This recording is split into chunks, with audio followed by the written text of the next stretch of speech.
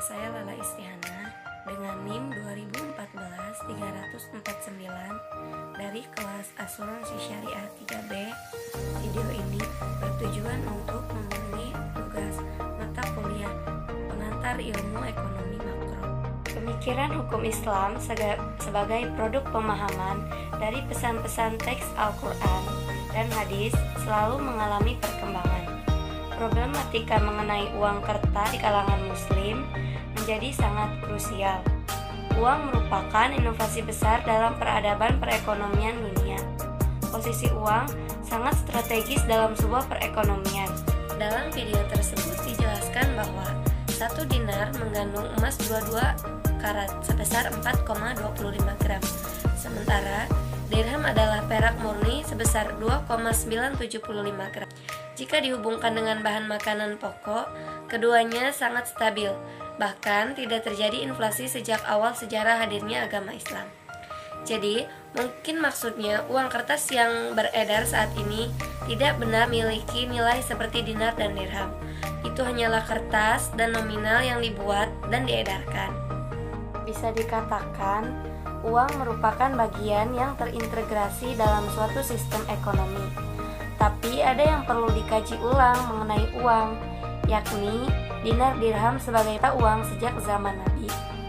Zaim Saidi mengartikan, uang yang sah dan dapat dijadikan alat transaksi hanyalah dinar dan dirham. Bahkan, ia menyatakan bahwa uang kertas adalah riba. Hasil penelitian menunjukkan pertama, dinar dan dirham sebagai alat pembayaran uang yang sah, dan uang kertas adalah haram. Menurut Zaim Saidi, merupakan hasil pemikiran Zaim Saidi yang dimaksudkan agar sistem keuangan dunia kembali seperti zaman Rasul dan Khalifah agar tidak terjadi inflasi dan krisis moneter. Namun, dalam musyaqqah dari hasil pemikirannya tersebut, dengan mengharamkan uang kertas, maka akan menimbulkan konsekuensi hukum haramnya segala aktivitas muamalah maupun ibadah yang melibatkan uang kertas karena tidak memiliki nilai keseimbangan antara nilai intrinsik dan nilai nominal. Dinar dirham sebagai alat pembayaran didasarkan pada Al-Quran dan Al-Hadis. Penelitian menunjukkan pertama, dinar dan dirham sebagai alat pembayaran yang sah dan uang kertas adalah haram. Menurut Zaim Saidi, yang dimaksudkan agar sistem keuangan dunia kembali seperti zaman Rasul dan Khalifah agar tidak terjadi inflasi dan krisis moneter. Namun, dalam menggagas pemikirannya tersebut, Zaim Saidi perlu memperhatikan musyaqqah dari hasil pemikirannya tersebut.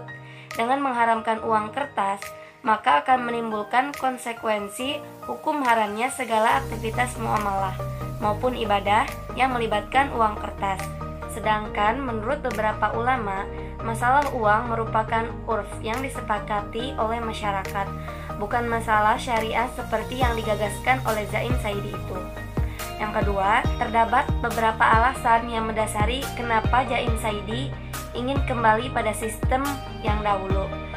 Di antaranya adalah uang kertas menyebabkan krisis moneter. Namun, kekuatan ekonomi pada dasarnya bukan sumber nilai uang kertas. Kekuatan ekonomi tidak memberikan faedah kecuali pada dua sisi, yaitu menjaga cadangan devisa. Negara yang impornya lebih sedikit daripada ekspor akan mendorong nilai mata uang tetap kuat dari sudut kekuatan nilai tukar. Kebanyakan orang memiliki uang kertas menyimpannya di bank dalam bentuk tabungan, giro maupun deposit. Sangat sedikit orang memiliki emas saat ini. Uang-uang kertas ini memang rentan inflasi serta terbakar jika disimpan begitu saja apabila tidak disimpan dengan benar. Saat Indonesia akan merdeka, elit global memberi syarat agar Indonesia membuat bank sentral dan memakai uang kertas. Uang kertas di Indonesia itu sendiri muncul bersamaan dengan konsep negara nasional, ditambah hutang warisan Hindia Belanda yang harus ditanggung. Kebohongan lain yang diciptakan sistem uang kertas menurut Zaim adalah redenominasi atau penyederhanaan nilai mata uang. Penyederhanaan ini dilakukan ketika uang yang ada mulai dirasa tidak cukup nilainya, sehingga dilakukan untuk menutupi inflasi, bukan mengatasi inflasi yang terjadi. Mungkin itu saja.